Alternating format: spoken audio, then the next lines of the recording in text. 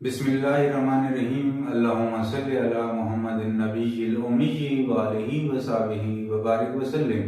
अस्सलामु अलैकुम व रहमतुल्लाहि व बरकातुहू। तमाम अमलियात एक इंसानी कोशिश होती है, कामों का होना ना होना मेरे अल्लाह के हाथ में है। मेरी पिछली तमाम वीडियोस इस्तिखारे के हवाले पर मबनी थी। उसमें हमने इस्तिखारे करने के बेहतरीन तरीके बताए हैं जिन पर आप अमल करके इंशाअल्लाह एक बेहतरीन इस्तिखारा कर सकते हैं। उसमें मैंने एक वीडियो ऐसी डाली है जिससे किसी का इस्तिखारा बंद हो या कोई अमल बंद हो तो वो अमल करने के बाद आपका इस्तिखारा और अमल खुल सकता है। आज से इंशाअल्लाह 3 वीडियोस मैं ऐसी बनाऊंगा जिसमें तशखीस करने के सदरी और नायाब अमल आपको बताए जाएंगे। आज पहला अमल जो है तशखीस का, वो पानी के जरिए कैसे तशखीस करते हैं वो मैं आपको बताऊंगा।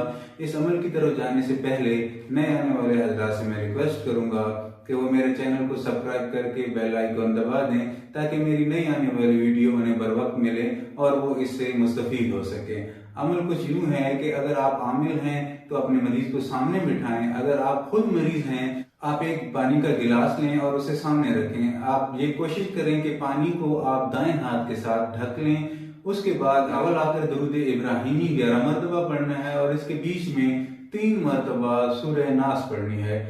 सूरह नास पढ़ने का तरीका ये है कि जैसे ही आप नास के लफ्ज पर आए, आपने नास का लफ्ज 3 मरतबा दोहराना है। मैं पढ़कर सुना देता हूँ। पढ़ने का तरीका कार कुछ इस तरह होगा, कुल औज़ु बिरब्बिन नास नास नास, ये 2 मरतबा होगा। पहली मरतबा एक दफा नास पढ़ा आपने, 2 मरतबा फिर दोहराएंगे, ये 3 मरतबा हो जाएगा।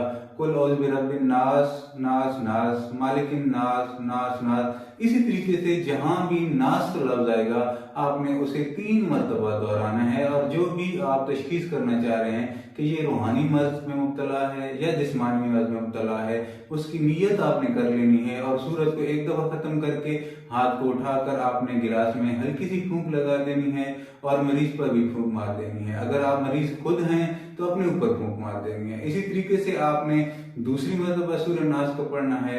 इसके लिए अव्वल आखिर आपको 11 मरतबा दुरूद पढ़ने की जरूरत नहीं है। दुरूद सिर्फ एक ही मरतबा पढ़ा जाएगा और सूरत को 3 मरतबा पढ़ा जाएगा। फिर इसी तरीके से आपने फूंक लगानी है और मरीज पे फूंक लगानी है। तीसरी मरतबा आपने सूरत मुकम्मल करने के बाद हल्की सी फूंक लगानी है पानी पर और मरीज पर लगानी है। फूंक लगाने का जो असल तरीका है वो हल्के तरीके से फूंक लगाई जाए तो अल्लाह ताला कामयाबी अता फरमाते हैं। ये बुजुर्गों की तरफ से एक इनायत होती है। अमल अपनी जगह पर बहुत अहम होता है, लेकिन उसके बीच में जो मैं ट्रिक्स रूहानी आपसे शेयर करता रहता हूँ, आप उसे बगौर सुना करें और अपनी अमली जिंदगी में उसको इस्तेमाल किया करें। इंशाअल्लाह आपके अमल से कहीं ज्यादा ये रूहानी ट्रिक्स आपके काम आएंगी। तो जैसे मैंने फूंक के हवाले से बताया कि हल्की फूंक लगाने से आपका रूहानी अमल जो है वो तेजी के साथ मरीज पर असर करेगा।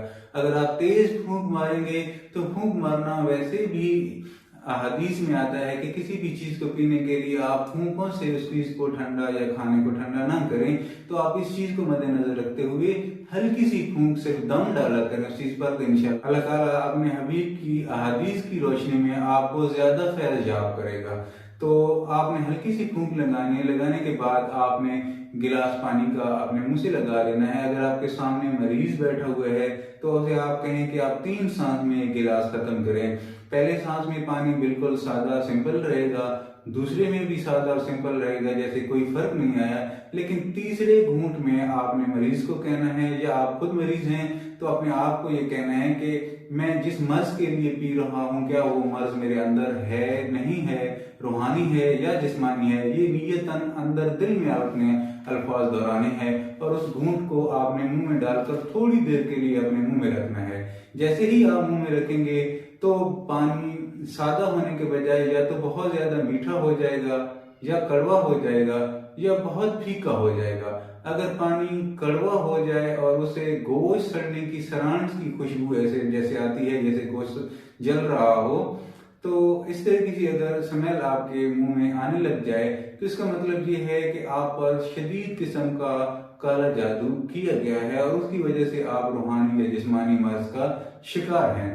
اگر وہ پانی میٹھا ہو جائے تو اس کا مطلب یہ ہے کہ آپ کسی نورانی تعویذات جو آپ نے غلط طریقے سے استعمال کر لی ہیں یا وہ کلام مبارک جو آپ کو پڑھنے کے لیے بتائی گئی ہے کسی مرض سے چھٹکارے کے لیے، تو اس کو آپ نے تلفظ درست کر کے نہیں پڑھا۔ تلفظ درست نہ ہونے کی وجہ سے عربی عبارت چینج ہو جاتی ہے، اس کے معنی اور مفاہیم تبدیل ہو جاتے ہیں، جس کی وجہ سے انسانی زندگی پر بہت نیگیٹو اثرات مرتب ہوتے ہیں۔ تو میٹھے پانی کا مطلب یہ ہوتا ہے کہ آپ کے اپنے ہی تعویذ آپ پر الٹ ہو رہے ہیں۔ اگر پانی پھیکا پڑ جائے تو اس کا مطلب یہ ہے کہ آپ پر کسی نے کوئی ٹونا یا کسی قسم کا کوئی تعویذ آپ کی روزی رزق یا آپ کی صحت کے حوالے سے آپ کو بند کرنے کے حوالے سے کیا گیا ہے۔ اگر یہ تینوں ذائقے میں سے کوئی ذائقہ آپ کو محسوس ہو تو میں نے ان تمام ذائقوں کی تشریح کر دی ہے کہ کون سا ذائقہ آنے سے آپ کو کون سا مرض ہوگا، تو اس کے مطابق آپ عمل کیجئے اور اپنی زندگی کو آسان کیجئے۔ اگر ان تینوں ذائقوں میں سے کوئی بھی ذائقہ آپ کو محسوس نہیں ہوتا اور آخری گھونٹ میں بھی پانی بالکل سادہ رہتا ہے اور کسی قسم کا ذائقہ تبدیل نہیں ہوتا، تو اس کا مطلب یہ ہے کہ آپ کسی بھی قسم کے روحانی عارضے میں مبتلا نہیں ہیں، بلکہ آپ ایک جسمانی مرض کا شکار ہیں اور کسی اچھے معالج سے آپ علاج کروائیں تو اللہ تعالیٰ آپ کو شفا یاب کرے گا۔ جواہری عملیات میں آپ سے اجازت چاہوں گا، انشاءاللہ ایک صدری اور نایاب عمل کے ساتھ بہت جلد آپ کی خدمت میں دوبارہ حاضر ہوں گا۔ تب تک کے لیے السلام علیکم ورحمۃ اللہ وبرکاتہ۔